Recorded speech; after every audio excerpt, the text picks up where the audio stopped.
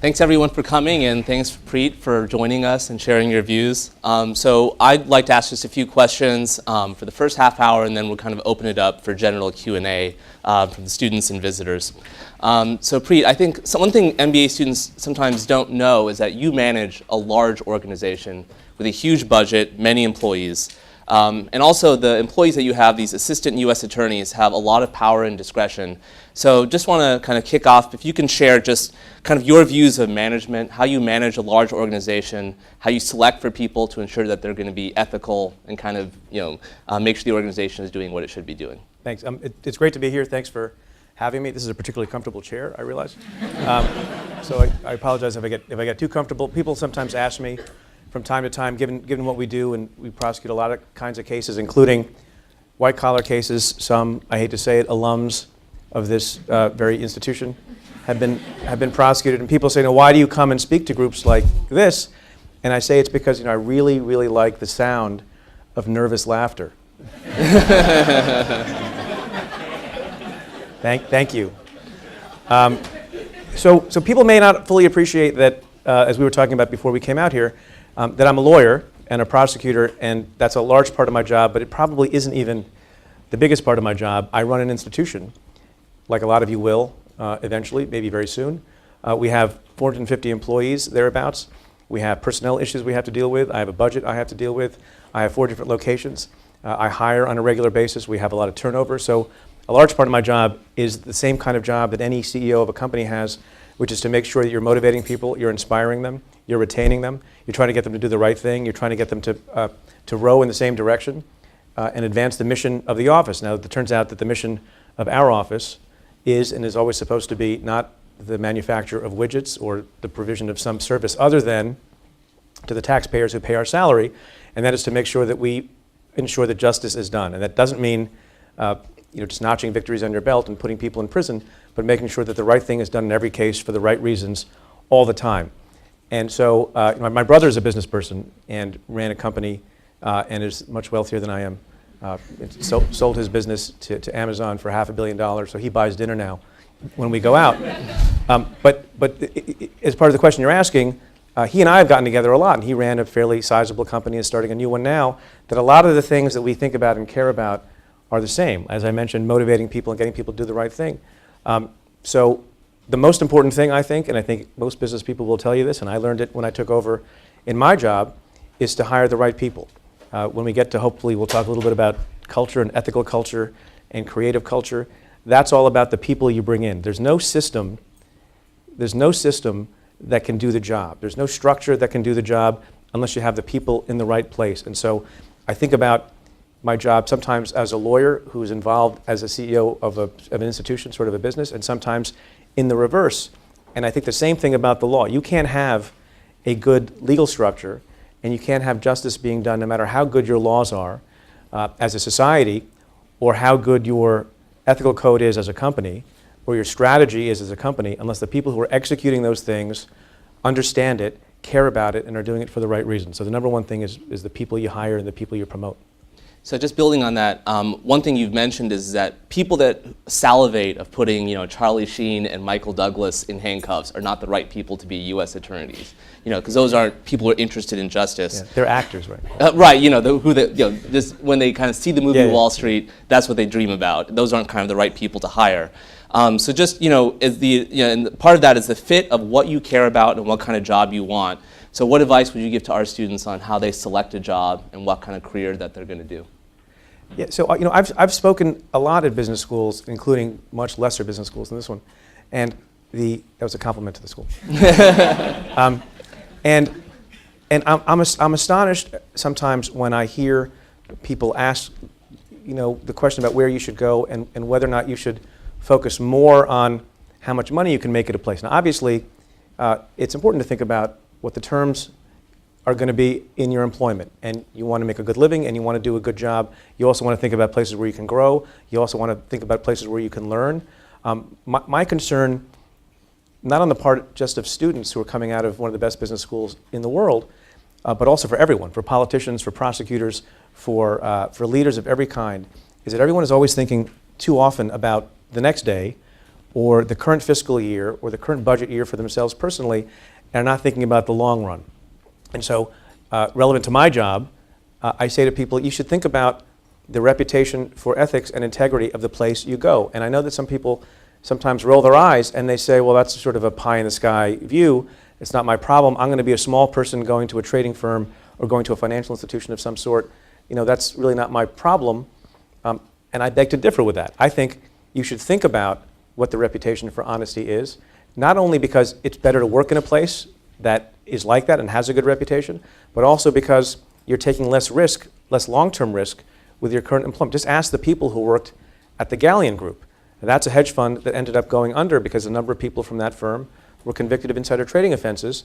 And you know, I believe it to be true that people knew that there was something off about the reputation of that place compared to other places. And there are a lot of people at that place who didn't do anything wrong, who didn't commit any crime, but they now have on their resume the unfortunate taint of having worked at a place where there were bad apples.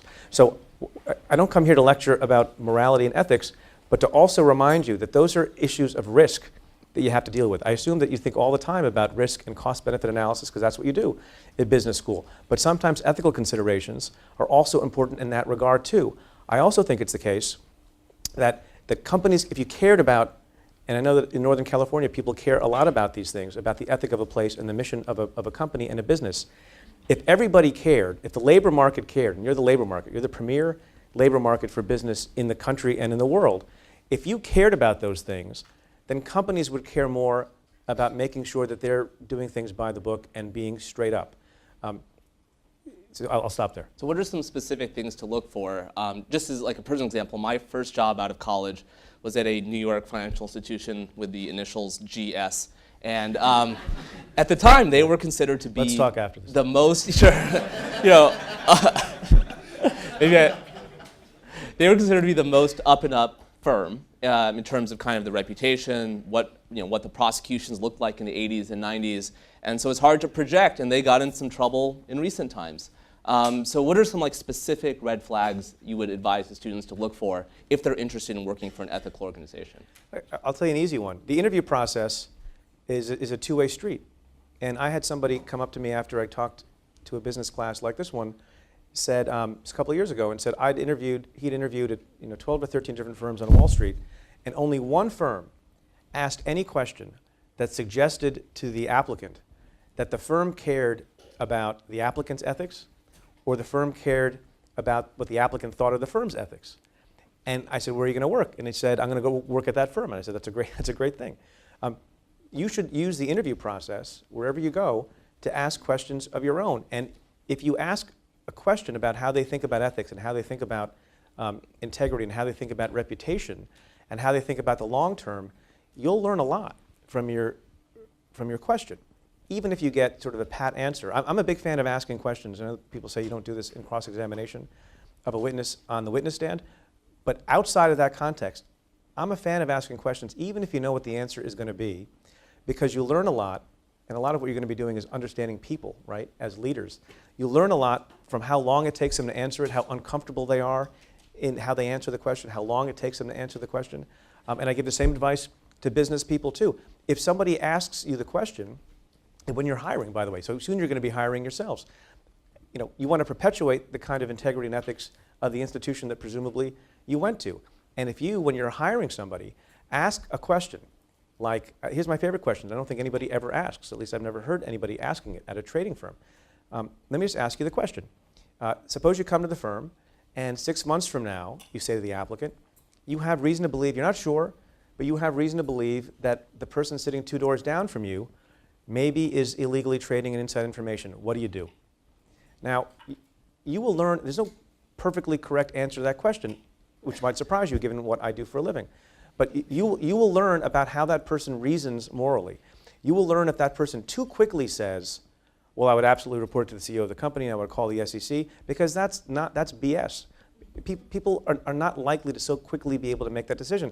And even though it might sound odd to you for me to say it, a person who so blithely and quickly says that they'd immediately turn in a coworker without full knowledge is not someone you want to hire either. But you're also going to see if someone seems uncomfortable. You're going to see if somebody thinks the answer that you want me to give you is that it's none of my business, and if I don't have proof beyond a reasonable doubt, I'm going to keep my mouth shut. You don't want to hire that person either. So I think in the hiring process, in both directions, if people pay attention and pick up normal human cues about who is likely to do the right thing when presented with controversy or presented with a crisis, you want to work for those people. Great. Just want to pivot a little bit, but stay on this topic of kind of money as a motivator. So you've kind of prosecuted very prominent people. One, I'll just give an example, is the former McKinsey managing director, Raja Gupta, as Dean Rajan mentioned. Growing up as an Indian American, he was an idol in a lot of ways. Basically became the head of an old white shoe consulting firm, the most prestigious consulting firm out there. This person was very wealthy. Many of the people that you've prosecuted are wealthy before engaging in unethical activity. Why do you think such accomplished people cross the ethical line to make money, given that that really shouldn't be a motivator? What are your thoughts on that, given all the experiences you've had with these kinds of folks? Yeah, I don't know. I get asked that question a lot, and I think it's different for different people. I think some people can't help themselves. I think some people are inherently bad people and inherently corrupt people. The interesting thing about the example you give is it's one thing if you ask the question, why do people break the law who should know better to make money? A lot of the people we prosecuted, including the one you mentioned, is not somebody who was on food stamps and needed to make money to survive. We're talking about people, many of them, who had more money than you can spend in a lifetime, more accolades than you could ever put on your wall in a lifetime. Why is it, that's why it's a great question, why is it that they were engaged in absurd criminal activity? And people speculate, as psychologists do, that often it's the case that people are not, it's not about making that extra dollar, but it's about power, and it's about becoming even with other people who are in the class just above you. I mean, it's common in the United States to talk about the phenomenon of keeping up with the Joneses, but there are different classes of Joneses everywhere in the world. It happens, in the neighborhood where I grew up in New Jersey, where it was mostly middle class, and apparently, as I've discovered in the last few years, it happens at the absolute upper echelons of wealth and power. And that's all speculation. I don't know. The thing that is important for us to communicate, and for me to make sure that everybody understands, is it's really not worth it. And it's astonishing to me that there are people who know better and know so much, who put their liberty at risk and put their reputations at risk when they didn't need the money. So if you have answers to the question, I'd be happy to hear what you think. Well, here's kind of one other thought. So one answer that you gave is the difference between relative wealth and absolute wealth. Another theory could be that when you get into these high positions of power, just something psychologically is that you don't think the rules apply to you anymore, or that you don't even believe you're doing anything wrong, or that you're above these simple things called legal institutions. I mean, do you think that plays into a role where it's not even a cost-benefit calculation? It's just... Yeah, look, I think there's an arrogance. So there's a lot of arrogance, both at in the public corruption area and in the corporate corruption area. As I think was mentioned in the intro, we've been charging a number of politicians in New York and convicting them that people think the rules don't apply to them. People think that they're very clever and they can get away with it. I think there's also a little bit of the fault in some areas can fall on the shoulders of prosecutors and regulators, because if for a long period of time nobody's enforcing something, a combination of arrogance and greed and aspiration to power and wealth combined with a lack of enforcement gets people to think, well, not only am I more clever, not only is it okay for me, but no one's going to do anything about it anyway. And the worst thing that's going to happen is I get a fine and I maybe have to disgorge some of my profits. So my cost-benefit analysis tells me I might as well engage in the fraud because I'll probably keep it all, and if not, it was not a bad risk like some other risks that I take. And so part of our job is to disabuse people of that calculus. So if you have like a few minutes here to disabuse audiences like this, one thing to say is it's not worth it, it's not worth the risk. If you could if you had like 2 minutes to kind of build upon that, either stories of people that that they kind of realized after the fact it wasn't worth it, that might kind of drill that home, kind of what would you say? Yeah, so I say this all the time, and when I come to speak to groups like this, it's not only sort of a scared straight program for white collar folks, although it's turning into that, and it's not just, and the people who laugh loudest are the ones I pay attention to. And it's not just to direct my words of caution, and maybe admonition to the 2 or 3 of you in this room who, statistically speaking, are likely to commit serious securities fraud. although I know who you are. And we will be following you after the program. It's really, and this goes directly to your question, it's really to direct my words and cautions to the ears of the vast majority, and I'm sure everyone in this room, of the people who are good and honorable and honest and ethical and believe themselves to be so and want to do the right thing and graduate from business school wanting to do the right thing. And some of the people you mentioned, I believe, had that view and had that view for a long time, and who go to companies wanting to do the right thing, and then something happens along the way, not necessarily because they're doing the wrong thing, but they see other things happening and they don't do anything about it. I think the biggest problem of institutions, not just financial institutions or companies that make products or that provide services, but universities also, and U.S. attorneys' offices also, and legislatures also, is that bad things happen when the vast majority of good people are apathetic and stand by and let bad things happen. That's why you have Penn State. That's why you have problems in sports leagues that we've been talking about a lot in the national media lately. And there's nothing you can do about the 2 or 3, right? Statistically speaking, there's always going to be people who are going to do bad things and whose parents didn't teach them well, I suppose. But you can survive that so long as all the good people, when they're in that situation, have the courage and the fortitude to say something and then walk away, or say something and fix the thing. And it's not easy. The biggest problem I've found in prosecuting cases, and the biggest regret you have when we come in basically forensically, and the fraud is already, by the time we are involved, by the way, it's terrible for everybody. Because the regulators have failed, the internal controls of the company has failed, and people are being led away in handcuffs, and the company may collapse. But for years before that, they were good people, or reasonably good people, who knew at Galleon that something was fishy, who knew at Madoff Securities that something was fishy, who knew at Penn State that young boys were being raped, perhaps. And the great tragedy and regret you have is that those people didn't do anything about it. And so the one thing I would say to people like you in this room, who are all of good faith and goodwill and want to do the right thing, I absolutely believe that. Don't let yourself ever be derailed from that yourself personally, but more importantly, don't let the institution be derailed by bad people who are trying to bring it down, because A, it's the wrong thing to do, and B, it's going to inure to your detriment also. So sometimes there's career risks at doing that, right? That we Yes. know that intellectually it's the right thing to do, but we're saying I have a spouse, I have kids, we have a mortgage payment. There's going to be career risks if I kind of stand up for what's right. So what kind of advice would you give in saying in the long run it's still the right thing to do, even though there might be short-run career risks? It's not easy. I don't want you to think Preet Bharara parachutes in and he says quit when you have a mortgage to pay. It's not easy. There's a reason why, by the way, there are 2 different laws in the United States, the False Claims Act and Dodd-Frank, which incentivize whistleblowers to come forward by paying them a percentage of the money that the government recovers, which would seem to be crazy if everyone was ethical and trying to do the right thing and sounding the alarm bell when bad things are happening. And the reason you have that is because it's difficult as a psychological and human matter. People, there are movies about people who are ostracized and books written about people who are ostracized who rightly blow the whistle. And so the only thing you can do is, I think, be aware of that all the time. Think about the lessons that you've learned about bad things that happen to institutions and banks going under and people being harmed physically and otherwise, and institutions failing because you don't do something about it. Now, in the moment, it's not always so easy to do, but there are things you can think about doing in the initial instance. As an initial matter, don't just turn your head away. I'm not saying necessarily that the first moment you feel that there's a whiff of something bad that's going on, that you immediately go on 60 Minutes. But it does mean you don't just have a drink and go to bed. You think about it, you talk to somebody about it, you talk to a friend about it, you talk to maybe a law school friend about it, you talk to a colleague. You do something and you elevate it somehow, because chances are other people think it too. And then it becomes easier if you have a group of people who say, it's hard to go into the boss's office alone.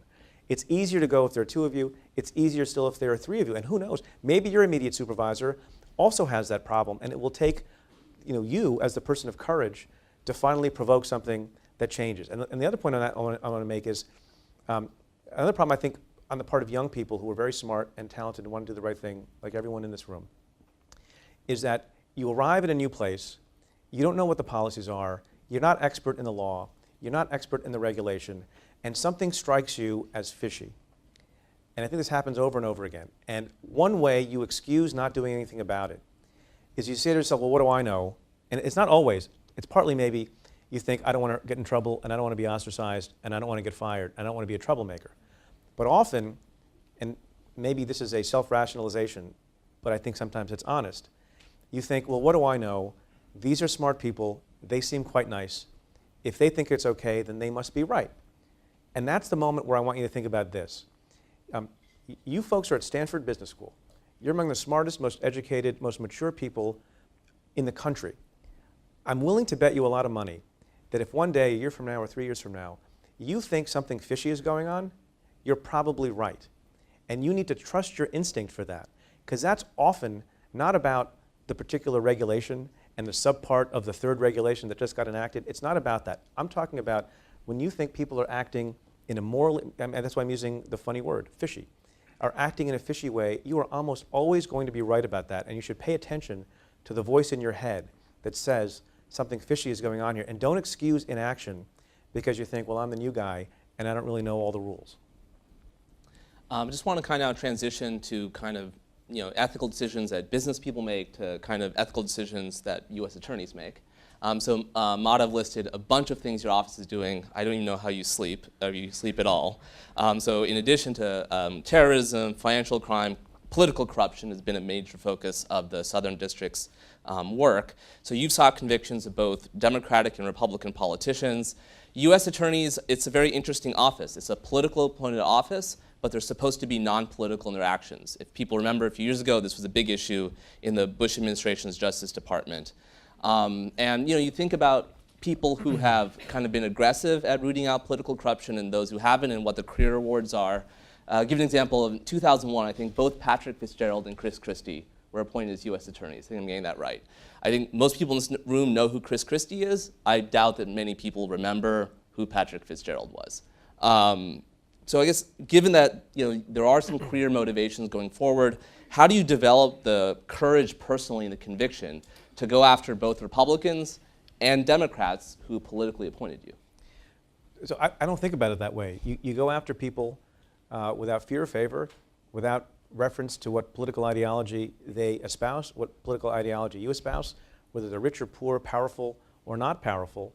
You mentioned, by the way, the U.S. attorney firings, and I ran that investigation actually in the Senate. It taught me a lot of things, that you can't politicize justice. There's enough, even as we speak, a regret I have is that there's a lot of mistrust of law enforcement and a healthy mistrust of government, and particularly people who have a lot of power over people's lives and power over people's liberty, like the FBI has, like U.S. attorneys have, is very important and good, and part of why this country is a great country, because you keep re-examining these things. But it becomes a terrible thing to the institution of justice in the country if people get a whiff that someone is deciding to prosecute one party or another. Now, over time, I've been accused of all those things. I've been accused of being anti-black because we arrested an African-American person who was prominent. I've been accused of being anti-Russian. I'm actually banned from Russia. That's actually a fact. I've been accused of being anti-Asian because we went after an Asian politician. And I've been accused, as some of you may know, of being anti-Indian, even though my recollection is that I was born in India. So, and at one point accused of targeting Republicans, and another point accused of all sorts of different things. Over time, if you have a long enough tenure, you can show people that if you can be accused by every ethnic group, every demographic group, every political group, that maybe you're not anti any particular group, you're just anti-crime, which I like to think that we are. And so, for us, it's not a question of being fearful about going after a Democrat or Republican. You go after the people you think are guilty of crimes, and that's what enhances people's, I think, faith in the system. So two other types of crimes that you've gone after are financial fraud and cybercrime. And these are very unique types of crime in that the people that commit them are highly sophisticated, and they tend to be always one step ahead of regulatory agencies, et cetera, which are always struggling to catch up. Maybe you can kind of speak to this kind of sophistication issue, especially when it comes to not only prosecuting the crime, but also identifying it and deterring it. And just kind of some of the challenges you faced, how we should do better as a society dealing with this type of crime. Yeah. Look, it's a very hard thing, and the world is changing, and part of the reason I like coming to Northern California and to Stanford is to talk about the cyber issue. The first time I came out, I did a whole session with Professor Grunfest talking about the issues of cybercrime. It's nice that it's now getting the kind of attention that I think it deserves. The president talks about it. The president was talking about it here, I think a week ago, right? And all the cabinet secretaries are talking about it. But it's difficult to stay ahead. I often joke, people ask me, what does Preet mean? It's an interesting name. Obviously, I tell them I'm from India. And Preet is, in fact, ancient Sanskrit for cyber fighter. So it's a great coincidence. The problem, though, is that Bharara is also ancient Sanskrit for could you help me turn on my computer? So joking aside, there's that, it sort of encapsulates the problem for law enforcement, right? We have really, really smart people who care about the issue in the FBI and the Secret Service and other places, and really smart prosecutors, particularly people who are younger, who are a little bit more familiar with how computers work and how the internet works and how cybercrime works. But then you also have incredibly sophisticated people who are trying to take down networks and who are trying to take down infrastructure and trying to destroy America, or at least on the part of some folks, just steal all your bank accounts, steal money out of your bank accounts. So there's no easy answer in the few minutes that we have to talk about how you deal with that, but you deal with that in the same way you deal with any other crisis that comes about. In the same way, it's not that different from how we try to deal with terrorism, particularly after 9/11. You try to develop additional capacity. You try to, going back to the thing I said at the beginning, you try to hire really smart people who know what they're talking about. You try to get people from industry to come back. Part of the reason I like to come out here also, further to what I said before, is to talk to people who know these things and build partnerships between the government and the private sector, and people who are much, much more attuned to how to keep networks secure and how to keep computers secure, and not think that you know everything. I mean, it's a humbling thing for the government. And people think the people in the government walk around thinking they know everything. Maybe some do, but to the extent that they ever thought that, they think that less now, because the threat is so difficult and so complicated, not only because it's difficult and it's new stuff and it involves technology, which always freaks out older people from the government. It also involves people who are perpetrating offenses who are not only behind the anonymity of the internet, but also at a great geographic remove, often thousands and thousands of miles away. I don't think there's any challenge that's more difficult and worrisome than the cyber challenge. I just want to end with a couple of kind of very broad questions that I think the students are very interested in. So one is, when you see kind of business role models, I think particularly in finance, a question kind of comes about, do I have to choose between being a successful person and being an ethical person? Do you think this is a legitimate question, or is this a false dichotomy, even though a lot of students think that there's a line between choosing levels of success and levels of ethics? Yeah, I think it's a false choice. I think, further to what I said before, that if you're thinking in the longer term, right, then you can and should do both things. It always pains someone to give up $1 today because they don't know for a fact they're going to make up that dollar the next week by turning down, a questionable business deal or choosing not to engage in a questionable transaction. But I really do think, based on my experience, that to do the right thing all the time is what is ultimately going to give you the reputation that will bring you more riches, both reputationally and financially, than you could possibly imagine. It just is always true. Going back to a question you asked me a minute ago about how you choose to take things on, there are people who I admire who did difficult things. One of them is the current FBI director, who at a time when he's a Republican and was out of office, testified very dramatically in the Senate at a hearing that I arranged about what had gone on with respect to the terrorist surveillance program, and stopped the White House counsel at the time, Alberto Gonzales, from overturning a decision that Jim Comey had made when he was the acting attorney general. And it was very convoluted. But the point is that in the moment, he did the right thing and testified about something that was very important. And probably at the moment he did that, thought, this is not going to be great for anything I might want to do in the public in my future again. Mary Jo White, and he's now the FBI director. Mary Jo White, who hired me as the U.S. attorney, investigated the president who appointed her after Mark Rich was pardoned by President Clinton. Also probably thought this is the right thing to do because this is my job. And it's not going to further any career prospect I have with the government or to be appointed to anything in the future again. She's now the chairwoman of the SEC. I'm not saying that you do things for those reasons, but I just find over time that if you act with integrity and you take risk, not because you're trying to game anything, but it's the right thing to do, people generally will recognize that. And I think that's true in government, I think that's true in business. And over the long term, people are going to trust you to engage in business deals with you.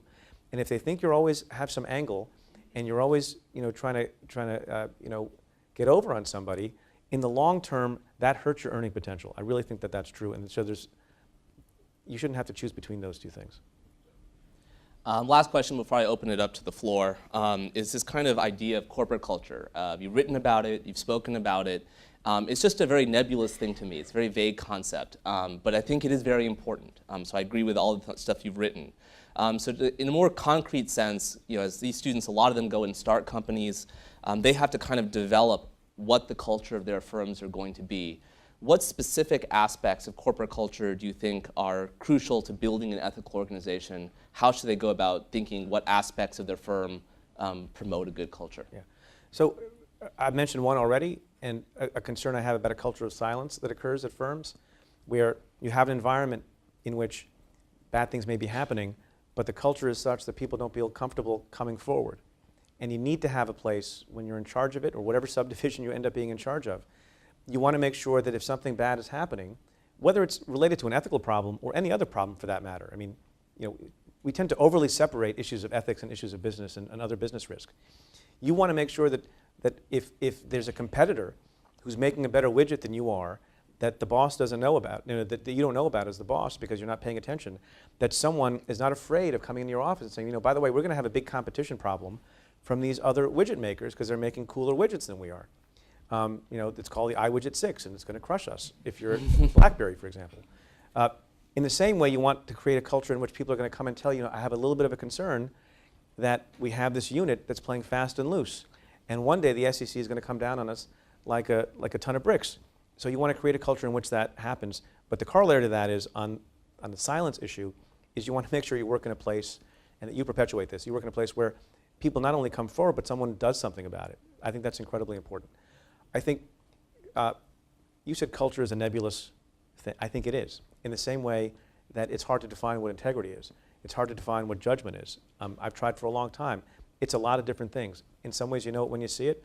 In some ways you can make a list of things. And to further make this amorphous, I will say that I think another problem is there's too much of a culture of formalism at places. So everyone's very smart, everyone's very rigorous, you're all very analytical, which is why you got into business school, and I did not. So you make checklists of things, and that's great. But sometimes you need to check your gut, not just check a box. And so you have to apply common sense, and you have to think about what the principles of good behavior are that you learned as a child sometimes, and not just do I meet this regulatory requirement to the letter. And I get questions sometimes that are surprising to me. Someone once asked me at the New York Stock Exchange, we had a group together, and we were talking about issues that boards of directors have to be concerned about.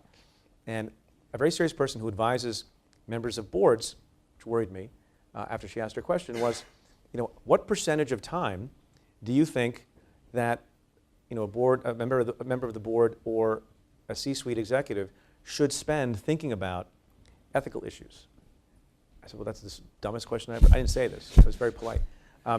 It depends. Obviously, if you are part of an organization or a company that has had multiple regulatory actions taken against you, 8 people have been hauled off to prison, and you're being written about every day as a disaster, you should probably spend a lot of time thinking about ethical issues. If, on the other hand, you have a pristine record and you're confident about your systems, you're confident about the people you're hiring, there's been no enforcement action, and you're a model for integrity for everyone else, you can spend proportionally less time. So when you talk about culture, it's part of just keeping your eyes open and your ears open and thinking about what makes sense. And just again, re-emphasizing a point that I think you can't emphasize enough. It's not that different from other business decisions that you make.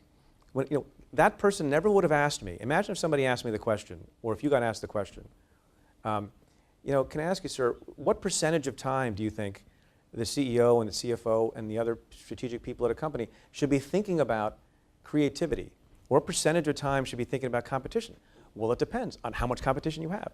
It depends on whether or not you think you're stagnating and you're not being innovative anymore.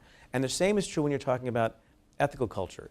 It depends on the circumstances. And I just worry, after doing this for a while, that we have these conversations and it becomes, people always ask me, it becomes about ethics and it becomes about legal policy and it becomes about regulation, when really, if you focus on judgment and you focus on risk and you focus on wisdom and thoughtfulness, that those are the same principles you apply to everything you do. It shouldn't be any different when we're not in some crazy different realm on Mars. It's the same as everything else. And the more people think about it, not as something that you cabin separately, oh, it's ethics, we got to talk about ethics now, or compliance people. It's just like everything else. I think everybody would do a better job. Great, thank you. Just open it up to the floor if anybody has any questions or how we have the mic system.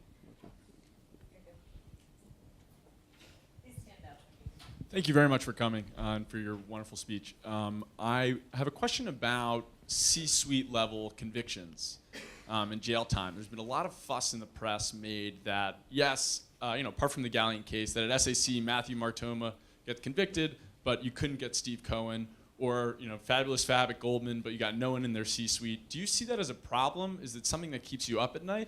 And do you think that it's shifting of moral hazard, that these big firms just pay fines and nobody actually goes to jail, and then they go back doing what they did the next day and the next week? I don't lose sleep at night. I sleep fairly well.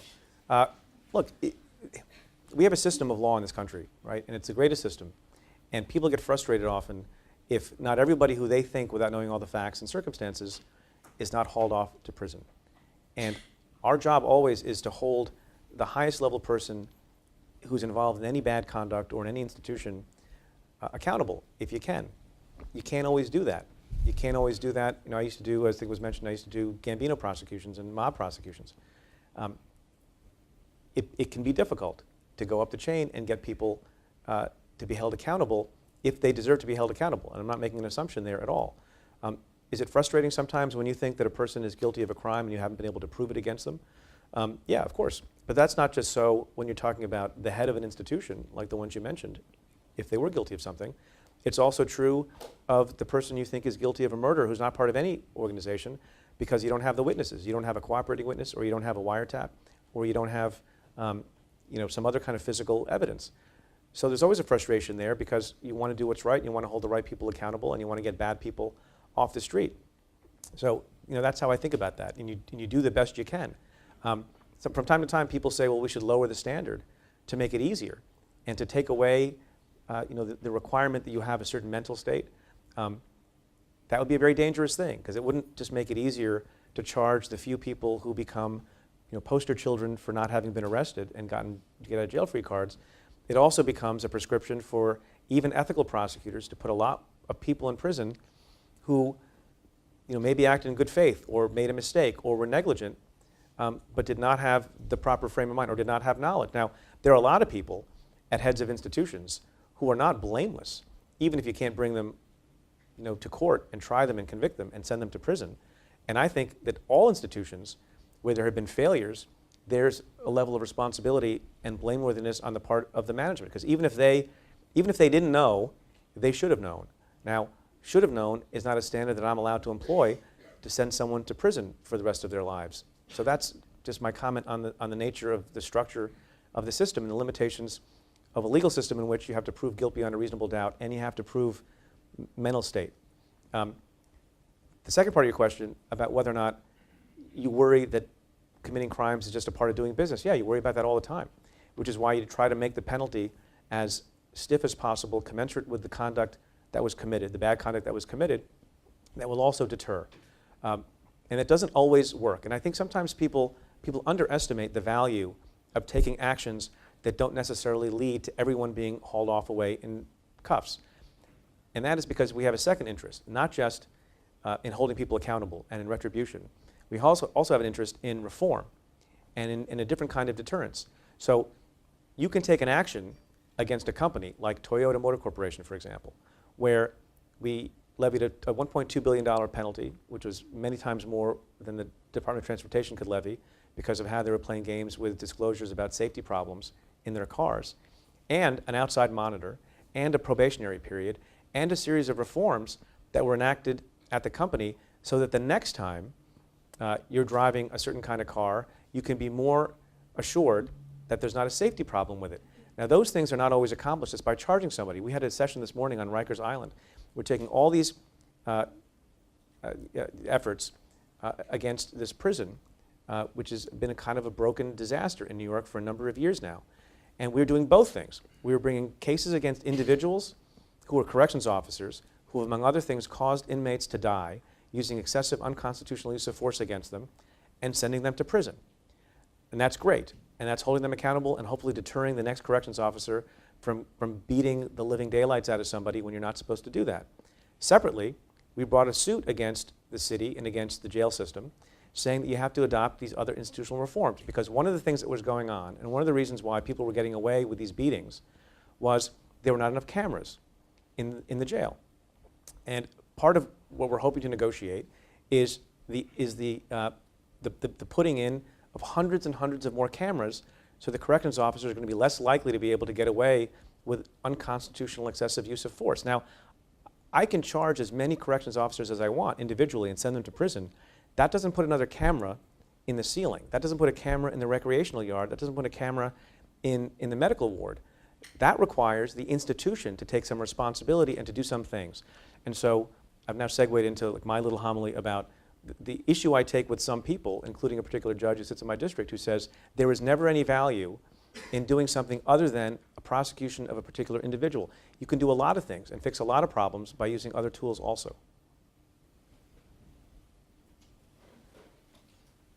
I have a question about prosecutorial discretion. A lot of professional firms and financial firms cannot live with the indictment. That leaves prosecutors a huge amount of power over that. And I just wonder, what do prosecutors think about in their thinking process in exercising that power? In particular, the destruction of Arthur Andersen came in mind, in which Arthur Andersen went down for a conviction that was later overturned. Yeah, so I think people need to get over Arthur Andersen a little bit. That was a long time ago, and I think the pendulum has swung too far in the other direction and swinging back a little bit now. For a long time, I would say that people are overstating the risk to the institution from an indictment or a guilty plea. And that doesn't mean you'd be irresponsible about it, but it turns out to be so. Last year, one of the biggest cases brought in many, many years was my office's case against BNPP, largest bank in France, fourth largest bank in the world. They paid an almost $9 billion fine. They took a guilty plea, and I believe we are not in nuclear winter. I think not only are we not in nuclear winter, the company survives. And it was supposed to survive because we were not trying to kill the bank. Credit Suisse, same thing. I think you'll see that happening a little bit more. Prosecutors are required, should, as a general discretionary matter, and also required to, under Department of Justice guidelines, to pay attention to collateral consequences, because you don't want to cause a company to go out of business that doesn't deserve to go out of business, where hundreds of thousands of shareholders lose value, where 100,000 employees may lose their jobs, as has happened in the past, as you mentioned, unless that's your intent.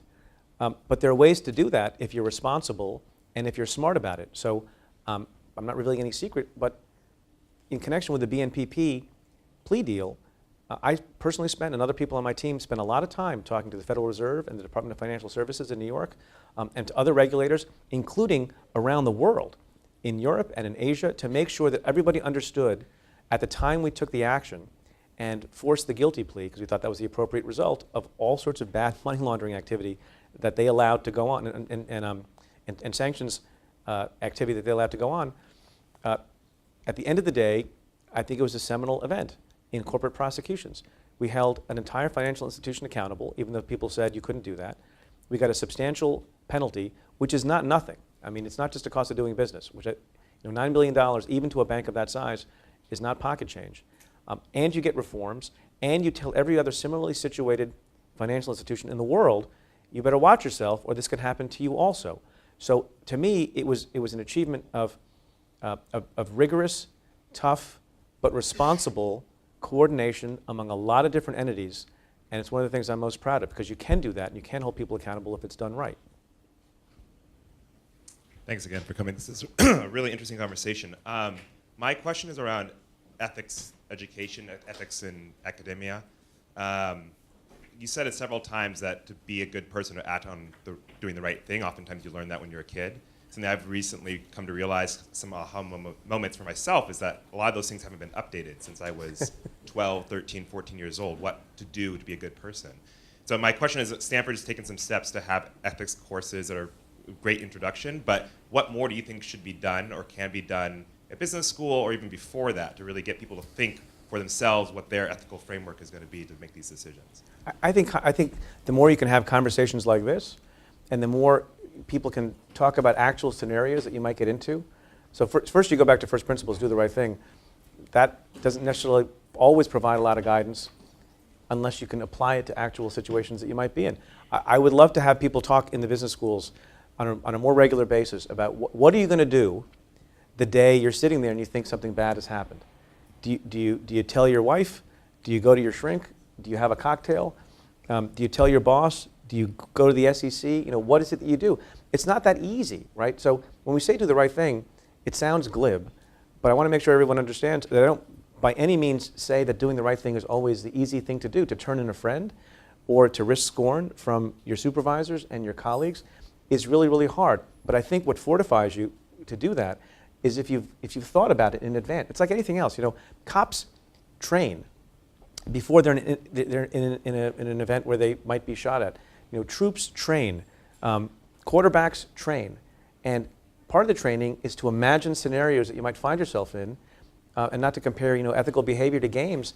But again, all of being good at something and all of reacting well in a moment that's difficult, where there's adversity, whether it's because the team blitzed and you didn't expect it, or because all of a sudden you think you got the raise because someone thought you're going to do something unethical that you'd never agreed to do. It all requires thinking in advance. It requires strategizing about it in advance, and it requires hearing from other people you trust and respect that you should do something about that when that happens to you. Obviously, you need to do other things, like people need to be educated about what the laws are and what the guidelines are. I don't spend a lot of my time talking about that because you know what? You can call the counsel's office in your firm to figure out what the law should be.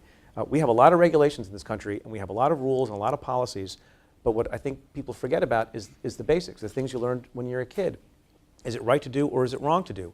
And sometimes if your gut tells you it's wrong to do or it feels fishy to do, but 8 lawyers tell you, well, technically if you do it in this way and you make these disclosures and you stick your head in the sand with respect to these other 3 facts, you could probably get away with it. You should aspire to a higher standard than that. Thank you for coming. As a European who come into the US since I was a teenager working in business, I see that actually the reputation sometimes of US companies is I suffer quite a bit. And the issue is when you talk to Germans, for example, there is this kind of uneasiness about the spy scandal and the way that sometimes the kind of US chambers of commerce do not really come out into the world with a really very kind of ethical stance. So in a way, the issue is beyond ethics. It's about reputation of the United States. So my question is, what can one do? What can you do? Because Me? actually, you and maybe you with we don't often, I think, hear the President of the United States and other officials put emphasis on how important for the U.S. reputation it is to have good businesses around the world. So I think it's a big issue. Yeah, I think everyone should talk about reputation, and that goes a little bit beyond than moralizing about do the right thing and everyone's supposed to do the right thing and eat your vegetables. There's a practical consequence, and bad reputation, and I think part of the point of your remarks is that it has a long-term business implication for the companies also, because reputations are affected adversely. So I think, I try to do it. I talk about it in these groups like this. There's not a more influential group going forward than this group, I think. I endorse the idea that people should be talking about these things all the time, and reputations are important. I think we have time for 2 more questions, or 1 more? 1 more question, okay. So you talked a lot about some of the challenges that arise out of the complexity of financial fraud. And I was wondering, obviously you probably cannot reveal all the information regarding to it, but do you see a lot of connection between the world of finance and the world of organized crime? You mean structurally, or do you mean actual organized criminals engaging in financial fraud? Because we have both. Whatever you're allowed See, from time, look, the mob exists. I get asked questions all the time about the mob, and I used to be a mob prosecutor. The mob is not engaged in as serious violence as I think it used to. I think it got smart.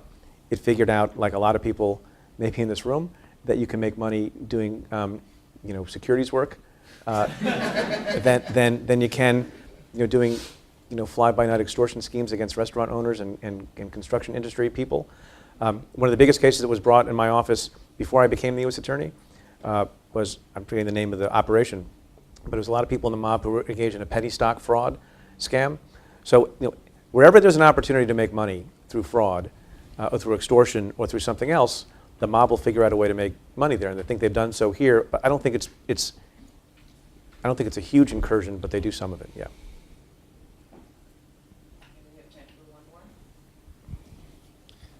Thank you. Great conversation. I actually wanted to bring up kind of something that ethically bothers me in this situation, where it's really the millions and billions of dollars involved, and you actually touched it on talking about the different companies that you just wanted to be sure that the company survived. But there are three different ways I look at it. One is where the money comes from when the big companies are fined, or even private equity firms, which can come from shareholders, which can come from endowments, pension funds.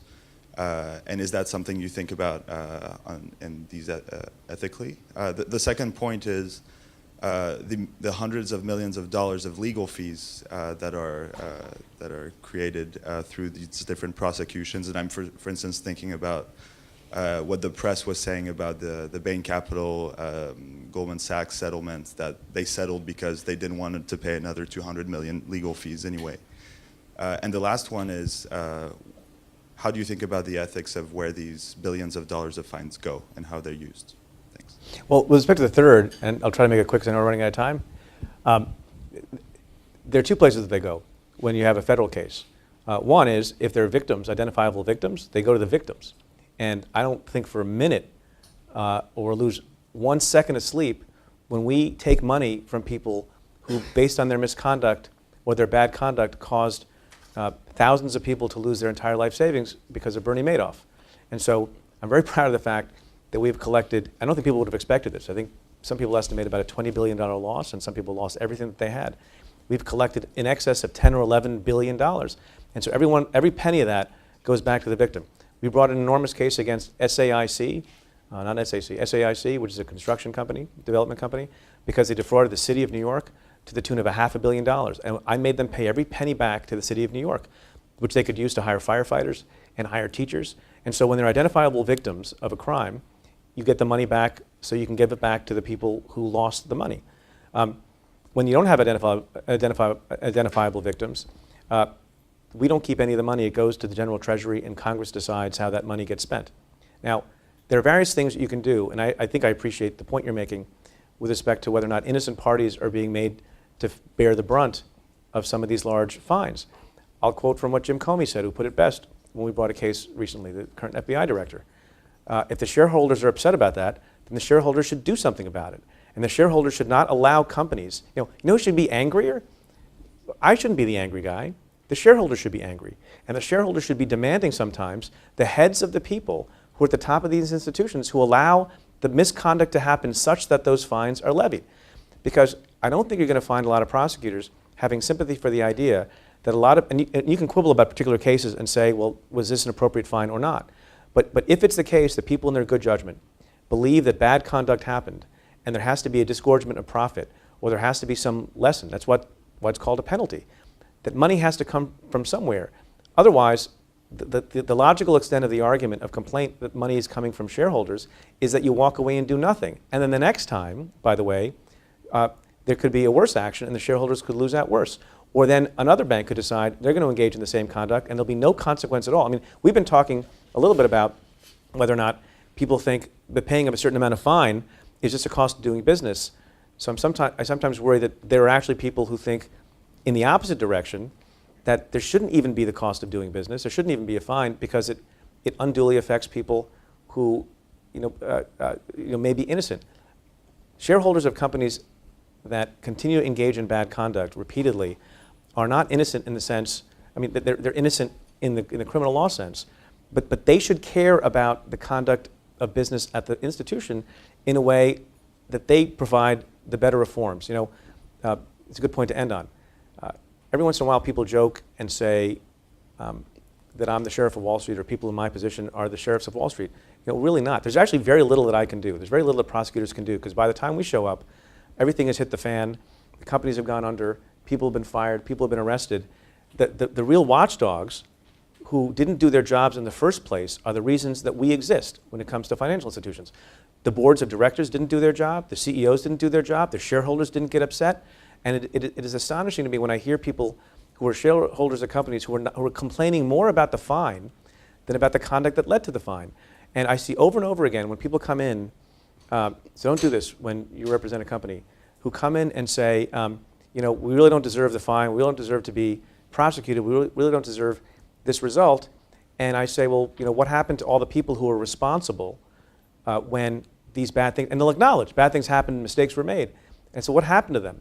And you know how often I'm told, including with banks whose initials may or may not include, I won't say. You got me on a rant. And I say, what happened to this person? Promoted. What happened to this person? Promoted. Was anybody fired? No. And going back to a point I was making about the disconnect and how we're on Mars when we talk about compliance and enforcement and ethics, as opposed to everything else, it continues to become astonishing to me. You would never say, imagine the board of directors saying to the CEO of a company, well, what happened to that division? We totally screwed up the strategic plan.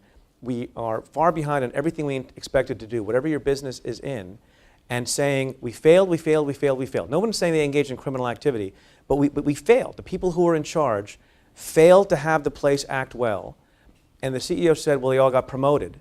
How long would that CEO be in charge? And I see over and over again that there's no consequence internally within the company. And look, I can start taking the position, and some people have suggested that we should start dictating to companies that people get fired and their bonuses get clawed back, and there's some state attorneys general who are thinking about doing this. I don't want to run people's businesses for them, but it is really up to the people in the company as in the first instance to be the watchdogs of good behavior there, and then we could do terrorism work and other things that are more fun to do sometimes.